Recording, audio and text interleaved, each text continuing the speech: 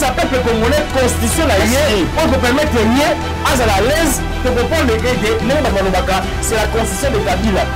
L'IDPS va gérer la République jusqu'à la visite de Jésus-Christ, même si Jésus ne venait pas, l'IDPS sera où. Donc un vrai pasteur à Congo et monsieur Zapati. Monsieur Ezaïe, Ndanga et monsieur Ezaïe. Avant le peuple Tama tu vois que Daroluka yende Nganga parce qu'il a le pouvoir ancestral reconnu par la constitution. Transcon Pinet Toboki, bazo changer Pinet Transcon na Nzela. Problème Moutou. Les alaki mabé. Doit être bandit en public. Moutakala. Bakabiliste Niyibi. Le lot Kinshasa ne kokumbali erreur de parcours. Le lot bateau bakambaka mboka. Ba préféra kaba pour ma compagnie rien. Pour pas ça ba que ba chamona kingakati. Bomba face à bateau ba kosungaye pour réussir. Moi je soutiens Tshisekedi. Faut pas me poser cette question pour la répondre au thé. Yo pose soutenir Moïse Katumbi, pas soutenir Yé. Très bien. Il faut savoir congolais que tant bachako na isika wana 287 millions de dollars ya peuple congolais. Au salaki na yango nini?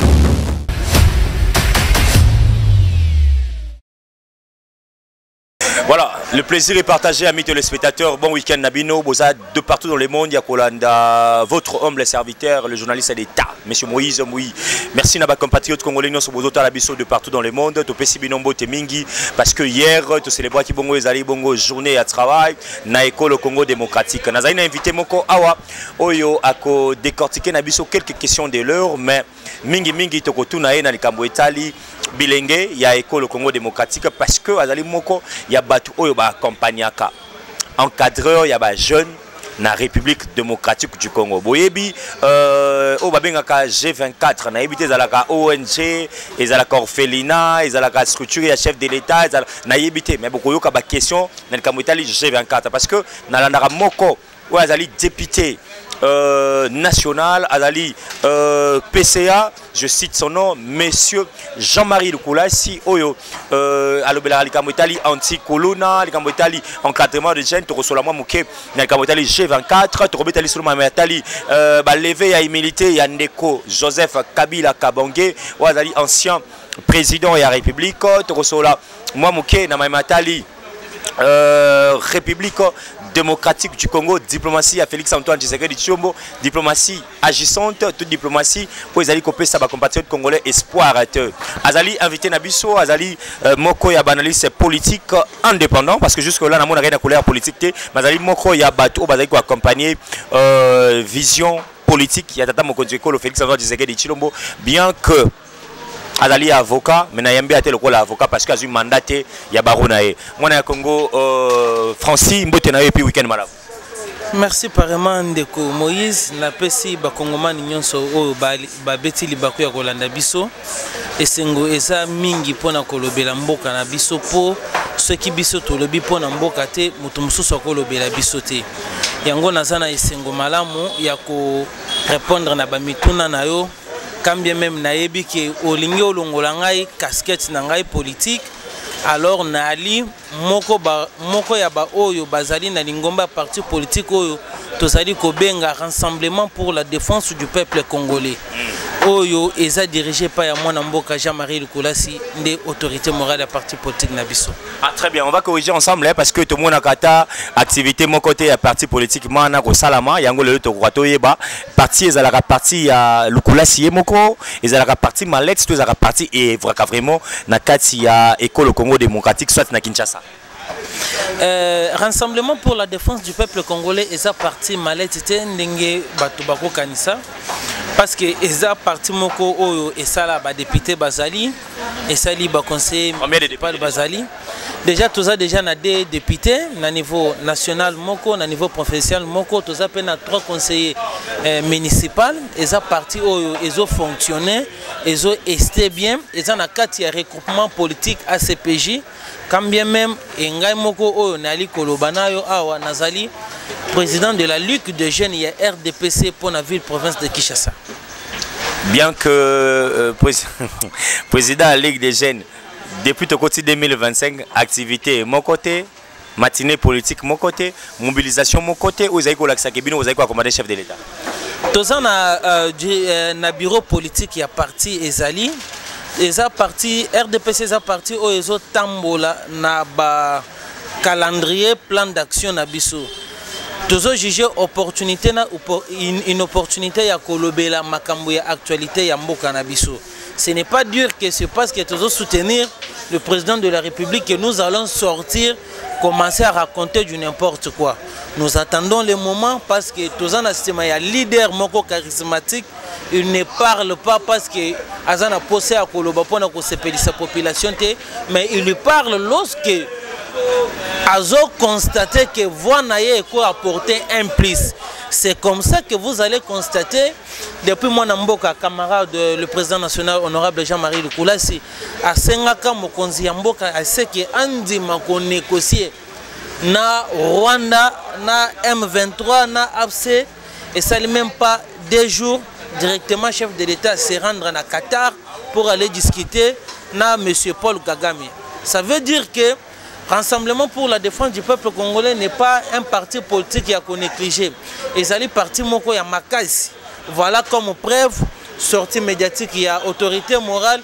Le président de la République prend en considération la ligne de conduite qui définie par les camarades honorable Jean-Marie Lukulasi, le président Assalé Liango. Oyebi, pe obo sanité qui accord. Bauti ko signé yango na kati ya États-Unis et toza na kati ya ko continuer pour na kotala ba modalité na ba principe oyo ko zala définir na accord parce que il n'est pas seulement question de définir l'accord de signer l'accord. L'accord est un terme générique, un terme général. Mais il faut maintenant prendre le temps d'examiner les contenus oyo za na kati ya accord. Vous allez vous rendre compte que moi, Namboka Jean-Marie Lukulasi,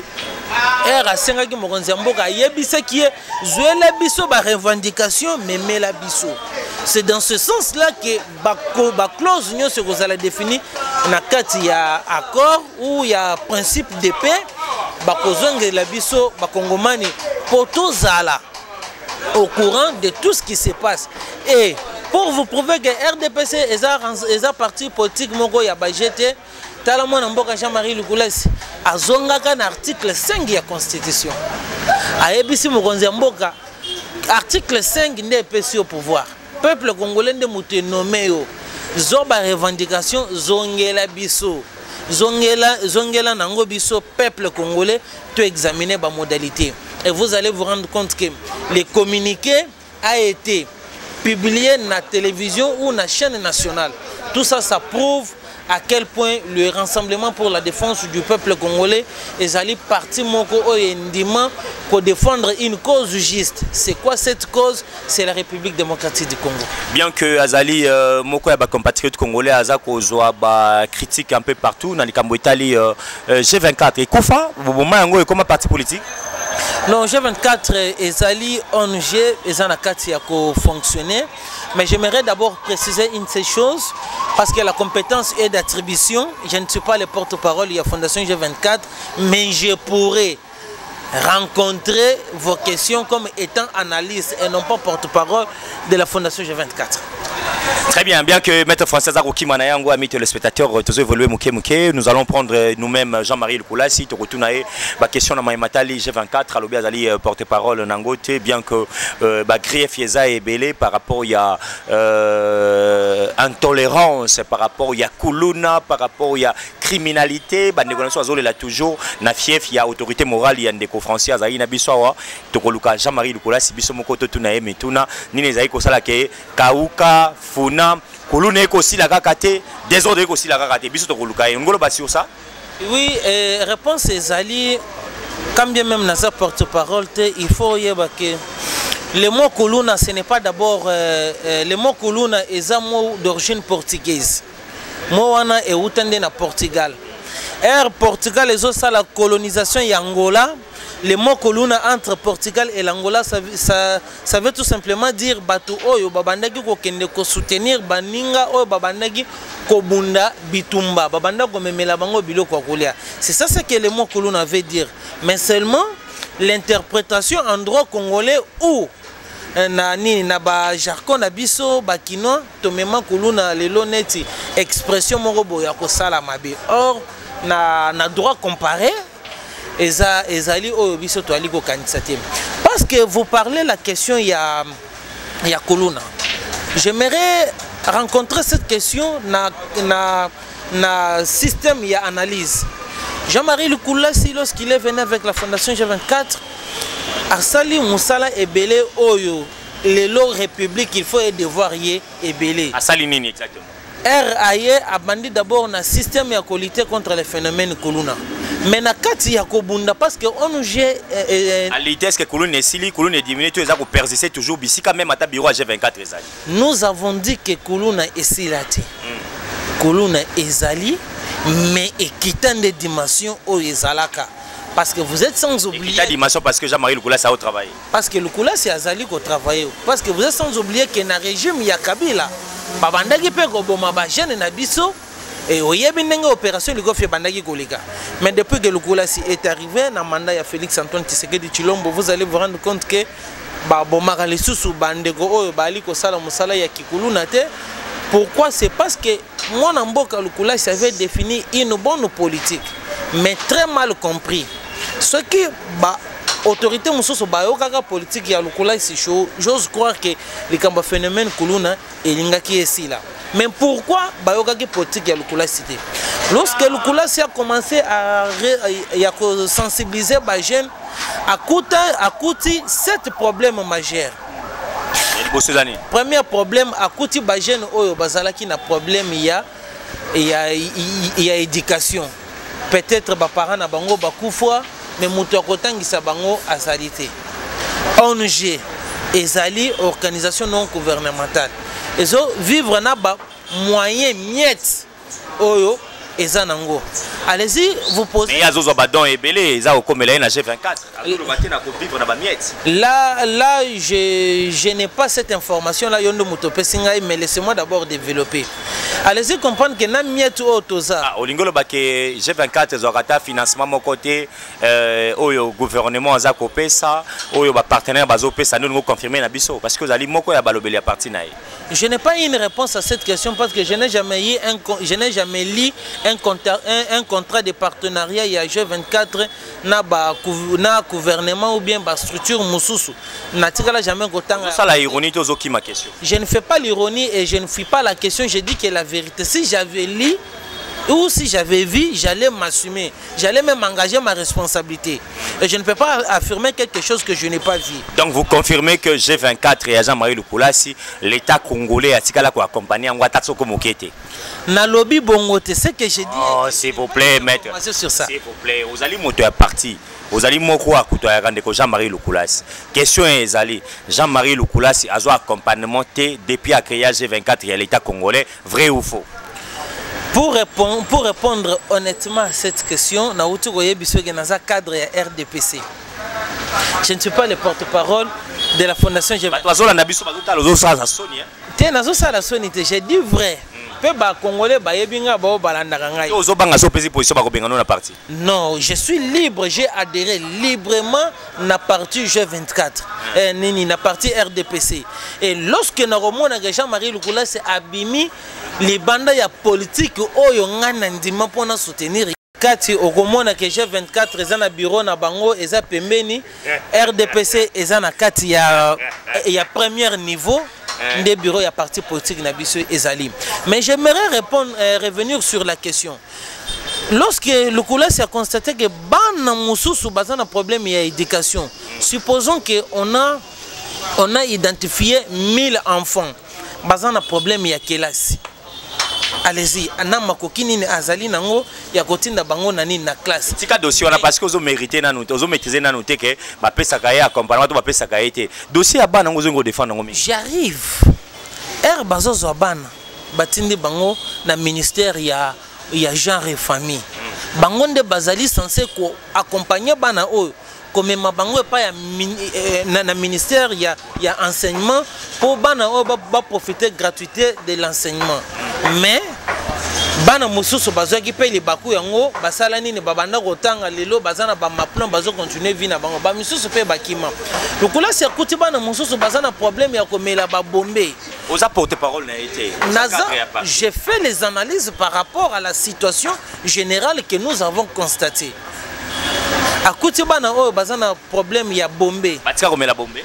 mais ebele batika ce que otali lelo opération nini bana ba melera soso ba bombete wana bana ya wapi bana ebele ya Kalamu ya Kasavubu ya Ngiringiri ya Masina ya Kimbaseke grâce à G24 grâce à politique et diplomatie agissante ya honorable Jean-Marie Lukolès. Merci na bana Congo eza débat mon côté moto asi aloba azali porte-parole de côté ne makamona te toka bonane na kambotali humilité ya ndeko Joseph Kabila Kabange o ezali bongo demander na kati ya Sénat. Quel est votre mot en 2 minutes pour finir avec vous par rapport il y a demande il y a auditeur a outi ko sala bongo na kati ya bureau ya assemblée nationale. Bon, ngai na bimina na casquette ya politique parce que ça c'est une question scientifique. Nazongi comme étant scientifique parce que au présentant Ginga comme étant avocat, j'ose croire que le ministre de la Justice est allé plus vite sur cette question. Parce que le sénateur Joseph Kabila, il est sénateur. Il est couvert par les humilités. S'il faut que le ministre de la Justice puisse donner l'injonction, avant de donner l'injonction au magistrat du parquet, il faut d'abord commencer par saisir le bureau du Sénat. C'est le Sénat qui doit statuer sur la levée des humilités du sénateur à vue. Ce que le ministre a fait, nous avons vu l'auditeur.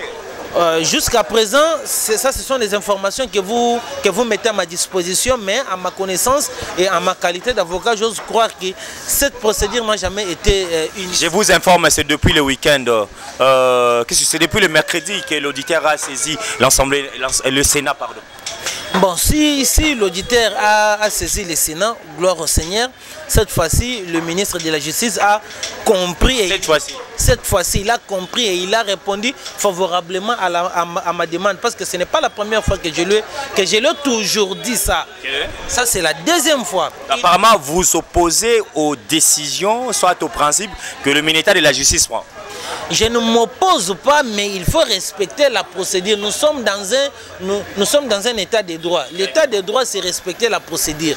Le ministre de la Justice n'est pas la justice. Le ministre de la Justice, c'est M. Constant Moutamba. Il fait un mandat et il va partir. La justice reste la justice. La justice, c'est le respect des droits de l'homme. Le respect de la procédure. Le respect de la légalité. Il y a un acte non procédural. C'est dans ce sens-là que je lui félicite d'abord pour avoir respecté la procédure. Joseph Kabila est un citoyen congolais. Il n'est pas n'importe qui dans ce pays. Il a servi l'État congolais. Il faut aussi respecter la procédure pour une poursuite. Je ne veux pas dire qu'il ne mérite pas d'être poursuivi. Il mérite d'être poursuivi. Merci à Maître Francis, je salue étudiant ressortissant, il y a comment on appelle UPC, là je vois mon frère Dieudonné Kaninda, étudiant en droit, amis téléspectateurs, merci à compatriotes congolais parce qu'on m'a Bana Cardinal Malula, ok. Bana Cardinal Malula na pesi binombo te mingi Moïse ngazongeli classe. Tozongeli classe, bakuya nyonso bayaka kolobaka je suis juriste et je suis avocat, bakuta na biso na nzela na bango parce que ba prêta nous serment te bazoya ko intimider ka biso que je suis avocat. Messieurs na baroni ni yo prêta ki serment na avocat. Biso be tozongeli classe, on va développer prochainement. Merci à Maître Francis, il y a avocat. Il y a nakutani na Congo central, il est avocat. Merci à Kaninda Azana un avocat, il est en formation. Merci na c'est dimanche 4 mai Hôtel du Fleuve pour un point de presse des vérités sur les actions menées par l'ancien patron et EPC Mwana Congo, Willy Bakonga. Merci d'avoir choisi votre télévision du peuple, Masola Congo Télévision. Et merci à Claire Diane, merci à Nida Bakou. On se retrouve les dimanches à partir il y a 13h30 dans Hôtel du Fleuve pour un point de presse des vérités et sur les actions. Hein. Il y a Moto et Atika, gratuité en seulement à défaut. Au revoir. Topé sa peuple congolais, constitution la yé, on peut permettre yé, à la l'aise, de comprendre les gays, c'est la constitution de Kabila. L'IDPS va gérer la République jusqu'à la visite de Jésus-Christ, même si Jésus ne venait pas, l'IDPS sera oublié. Donc, il y a un vrai pasteur à Congo, il y a un Fatim. Avant le peuple de Tama, tu vois que Daroluka, il y a un Nganga, parce qu'il a le pouvoir ancestral, reconnu par la Constitution. Transco Pinet Toboki, bazo changer Pinet Transco Nantela. Le problème est ça, Moutou ezalaki mabe Kagame doit être bandit en public mutakala bakabiliste miyibi lelo Kinshasa ndeko Bumbali erreur de parcours lelo bato bakambaka mboka bapréféraka baboma compagnie rien po bazwa bavio batiamo na kinga kati Bumba face à Nabato bakosunga ye pour réussir. Quand je soutiens Tshisekedi, faut pas me poser cette question pour la répondre au thé. Yo poso soutenir Moïse Katumbi, pas soutenir ye. Très bien. Il faut que ça va congolais que tant bachako na isika wana 287 millions de dollars ya peuple congolais. Au salaki na yango nini?